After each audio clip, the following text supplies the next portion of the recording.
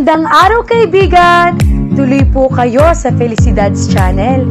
Sa mga kwento ng buhay at pag-ibig na hinalukay sa natatagong baul ni Felicidad. Pero bago po tayo magpatuloy, huwag niyo pong kalilimutan na i-like ang video, i-subscribe ang channel, at i-click ang notification bell para lagi kayong updated sa mga parating pa na upload.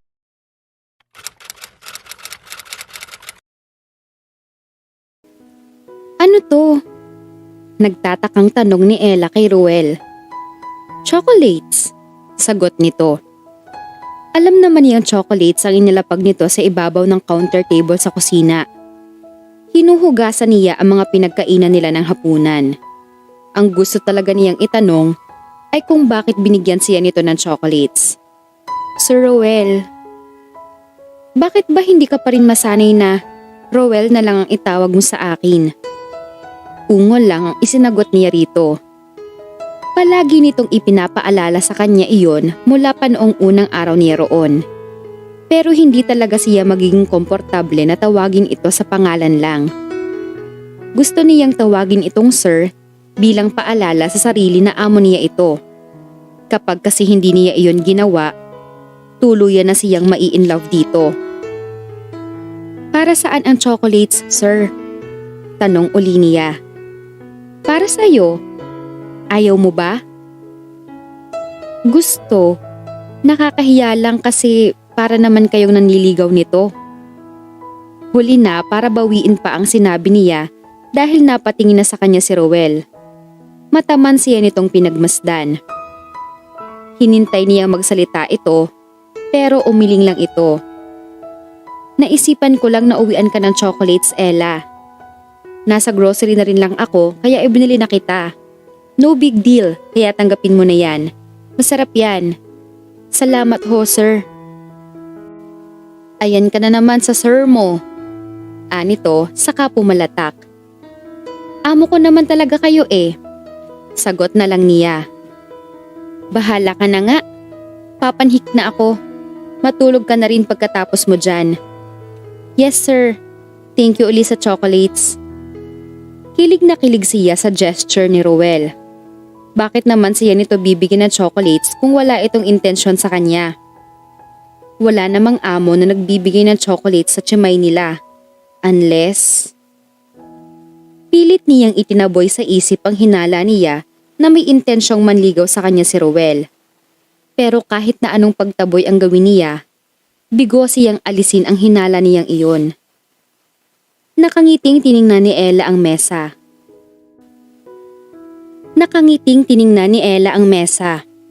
Umuusok pa ang serving bowl na pinaglagyan niya ng nilagang baka. Paborito iyon ni Ruel kaya iyon ang iniluto niya para sa hapunan. Aware siya na para siyang misis na naghihintay sa pag-uwi ng mister niya mula sa trabaho. Pero kahit na anong tigil niya sa sarili, wala na siyang magawa. Tuluyan na siyang na-inlove dito. Wala naman sigurong kokontra dahil kaibig-ibig naman talaga ito. Araw-araw siyang pinasasalubungan nito ng kung ano-ano. Palaging may kasamang chocolates ang kung ano-anong iniuuwi nito para sa kanya. Wala itong sinasabing kahit na ano kung bakit siya binibigyan nito ng chocolates. Siya lang naman ang masyadong assuming. Kahit na ilang beses niyang kinumbinsi ang sarili na baka thoughtful lang talaga si Ruel sa mga helper nito sa bahay, bigo siyang paniwalain ang sarili na ganoon nga ang kaso. Iba kasi ang ipinapakita sa kanya ng binata. Hindi siya tinatrato nito na katulong sa bahay. Kaya naman, ramdam na ramdam niya lalo ang ilusyon niya na may gusto ito sa kanya. Humila siya ng silya at umupo roon. Nanlalambot siya sa isiping may balak talaga si Ruel na ligawan siya. Kinikilig siya ng sobra. Napatingala siya sa wall clock nang mapo ng matagal na siyang nakatulala. Naggulat pa siya nang makitang 6:30 na pala. 30 minutes nang late si Ruel sa pag-uwi. Naging anxious na siya mula nang ma-realize na hindi pa ito dumarating. Inabot ng 1 oras at kalahati ang paghihintay niya. Tumayo na siya at sumilip sa bintana. Wala pa ring senyales na darating na si Ruel. Inabot din siya ng ilang minuto sa paghihintay niya habang nakatanaw sa bintana. Pasado 7:00 na nang isuko niya ang pag-asang darating pa ito. Baka may importante itong lakad kaya nakalimutan nito ang sinabi niyang ipagluluto niya ito ng nilagang baka sa hapunan. Pero sana man lang ay nagpasabi ito sa kanya na hindi pala ito uuwi para hindi na nasayang ang effort niya. Wala naman siyang obligasyon na magpaalam sa iyo, Ella. Maid ka lang niya. Hindi ka girlfriend at lalong hindi ka asawa, kaya huwag kang mag-feeling. 8:00 na ng gabi nang simulan niyang iligpit ang mga pagkaing inihain niya sa mesa. Namamalisbis ang luha sa mga pisngi niya habang inilalagay sa refrigerator ang bowl ng nilagang baka. Umaasa nga yata siya sa wala. Nakaupo sa gilid ng kama si Ella nang marinig niya ang mahinang katok sa pinto ng kanyang kwarto. Alam niyang dumating na si Rowel dahil narinig niya ang pagdating ng kotse nito. Hindi na lang siya bumaba para salubungin ito. Masama ang loob niya dahil sa hindi nito pag-uwi sa oras. 1:00 na ng umaga ito dumating. Alam niyang wala siyang karapatang mag-demand na magpaalam ito sa kanya. Pero kahit na anong pagkumbinsi ang gawin niya sa sarili, masama pa rin talaga ang loob niya. Ella? Tawag ni Rowel mula sa labas. Hindi pa rin siya natinag sa pagkakaupo niya sa gilid ng kama. Wala siyang balak na iparamdam kay Rowel na gising pa siya. Gusto niyang huwag itong makatulog sa sundot ng konsensya nito dahil sa ginawang pag-iinjant sa kanya sa dinner nila. Patuloy lang sa pagtawag at pagkatok si Rowel sa labas. Hindi rin siya nakatiis dahil tumayo siya para pagbuksan ito ng pinto.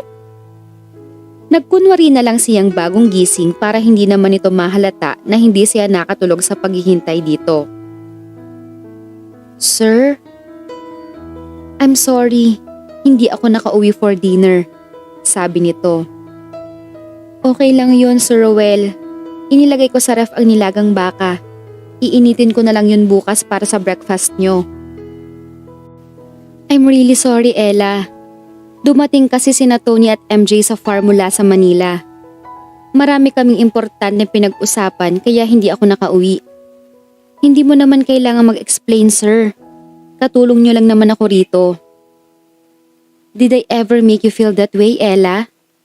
Nakatulong ka lang sa bahay na to?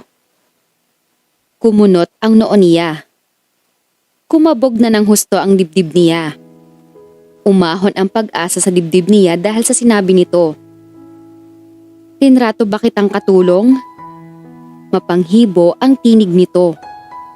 Nakatitig ito sa mga mata niya habang naghihintay ng sagot niya. Alam ko naman kung saan ako nakalugar sa bahay na to, sir. Hindi naman ako kailangang... Hindi na niya natapos ang sasabihin dahil sinakop na ng mga labi nito ang bibig niya. Nalasahan niya ang alak sa bibig nito. Pero sa halip na ma-turn off ay itinulak niya palayo.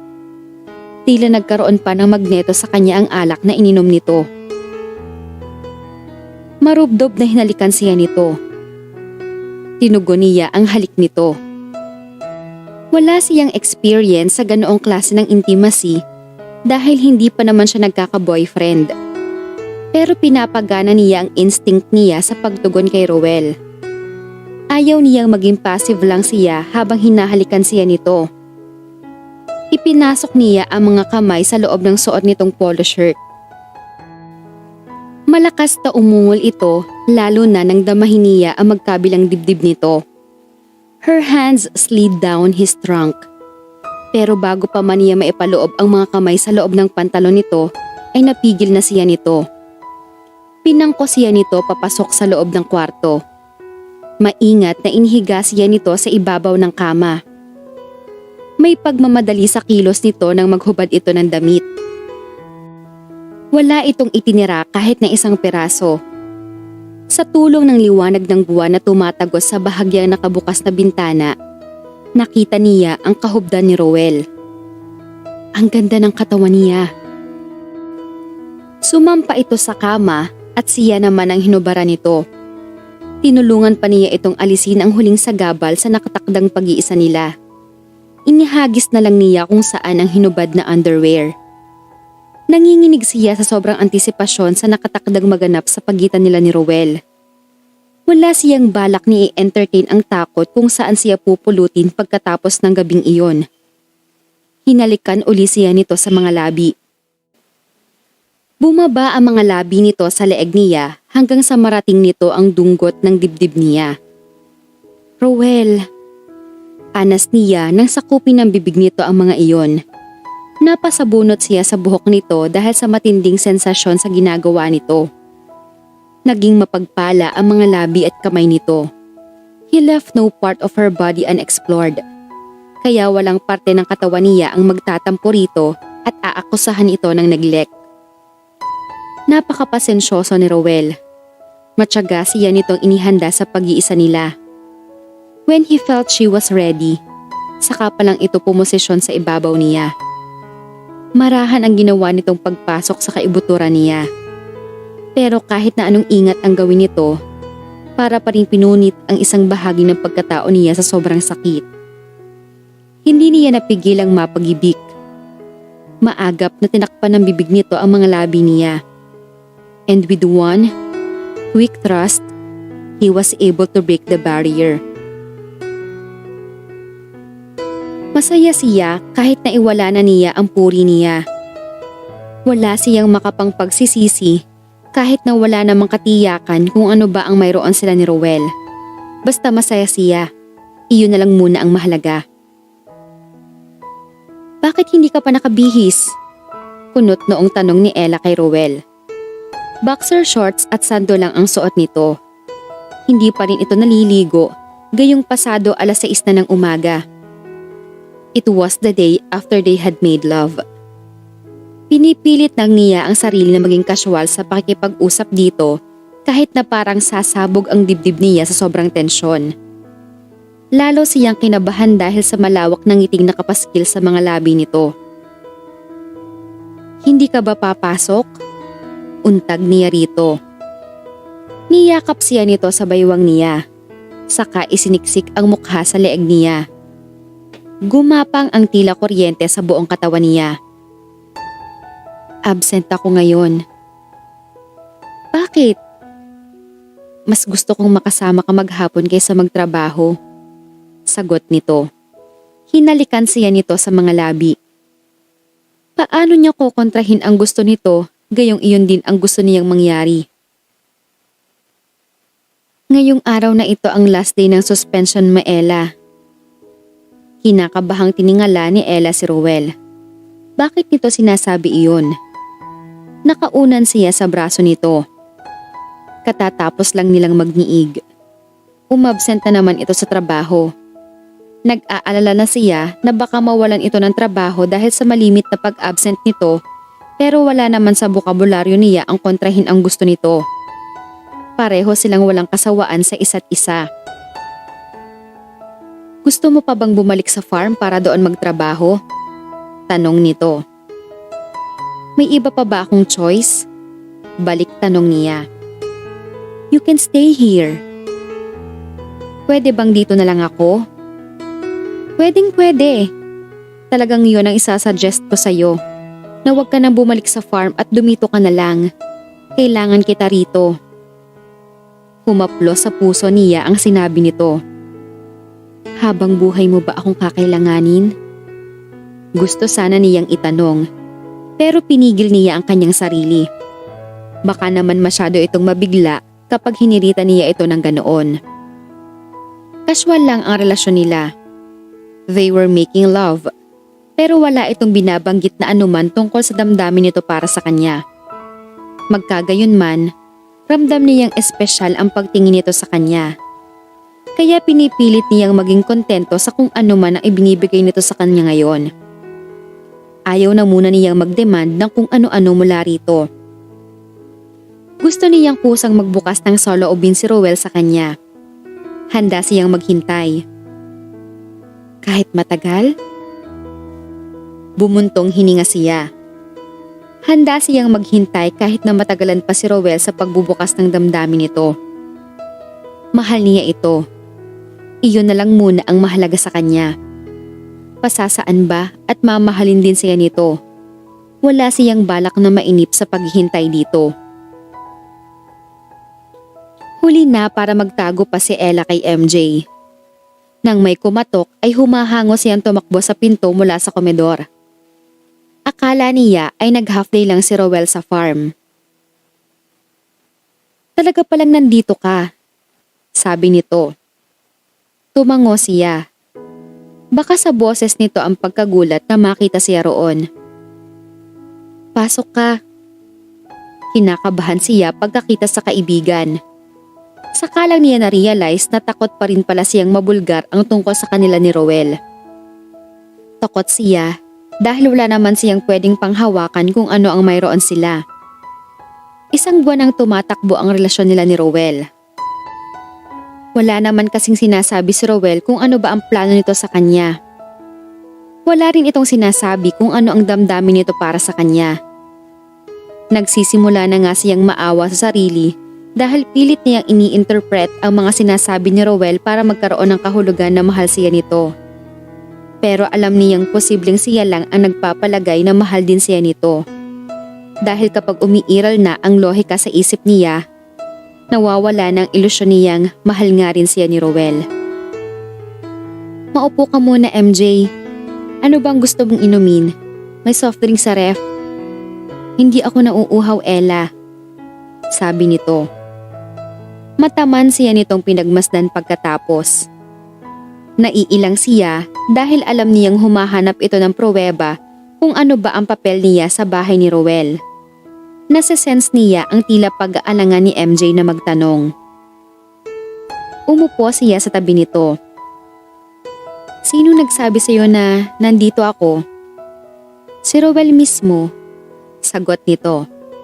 Actually, last month ko pa alam. Wala lang akong time na pumunta rito dahil sobrang busy ko sa pag-aayos ng kasal namin ni Tony. Magpapakasal na kayo ni Tony? Tumango ito. Doon din naman papunta itong relasyon namin. Natatawang sagot nito. Saan kaya papunta ang relasyon namin ni Rowell? Piping tanong niya. Pero wala siyang maapuhap na sagot. Maid of honor ka, bro. Agaw nito sa atensyon niyang nagsisimula na namang mapunta sa kung saan. Lately, palaging lumilipad ang isip niya. Oo naman, MJ. Tatanggi ba naman ako maging maid of honor mo? Alam mo namang ipinipresenta ko talaga ang sarili ko para makapagsuot naman ako ng bonggang-bonggang gown. Mataman siya nitong pinagmasdan. Natatakot akong itanong sa iyo ang hinala ko tungkol sa inyo ni Rowell, Ella. Napatingin siya kay MJ. Baka sa mukha nito ang pag-aalala. Itanong mo na, alam ko namang yan talaga ang sinadya mo rito. Biro niya. Pero kahit siya ay hindi natawa sa biro niya. Tensyonado na siya. Alam mo bang broken-hearted si Rowell bago siya pumunta rito sa Bolinao? Umiling siya. Wala naman siyang alam kay Rowell bukod sa pangalan nito. Wala naman kasi itong ikinukwentong kahit na ano tungkol sa sarili. Mas madalas na siya ang bumabangka sa usapan kapag magkatabi sila sa gabi. Nakikinig lang ito sa kanya. Ikakasal na dapat si Rowell sa fiancé niyang Australian. Kaya lang, nagpakasal sa iba si Janet. Aray! Wala man lang preno ang bibig ni MJ sa pagbibigay ng detalye kung paano naging broken-hearted si Rowell. Ni hindi man lang ito bumusina.